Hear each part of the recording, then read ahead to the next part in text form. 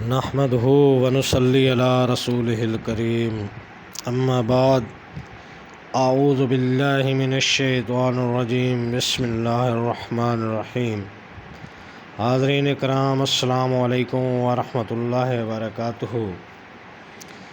حاضرین حاضر خدمت ہیں خواب میں سورہ فاتحہ پڑھنے کے حوالے سے، تو اس کی تعبیر جاننے کے لیے ہمارے اس ویڈیو کو آخر تک دیکھیں، اور اگر آپ ہمارے چینل پر نئے ہیں تو برائے مہربانی اس چینل کو سبسکرائب کر دیں اور بیل آئیکن کا بٹن دبا دیں تاکہ آنے والی ہر ویڈیو آپ تک آسانی سے پہنچ سکے۔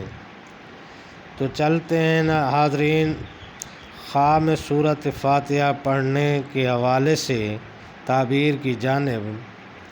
حضرت امام ابن سیرین رحمۃ اللہ علیہ نے فرمایا ہے کہ خواب میں سورۃ الفاتحہ یعنی الحمد شریف پڑھنا، اگر کوئی شخص خواب میں دیکھے کہ اس نے سورۃ الحمد شریف پڑھی ہے تو اس کی تعبیر یہ ہے کہ اس شخص کی عمر دراز ہوگی، اور دوسری تعبیر یہ ہے کہ اس شخص کا خاتمہ ایمان پر ہوگا۔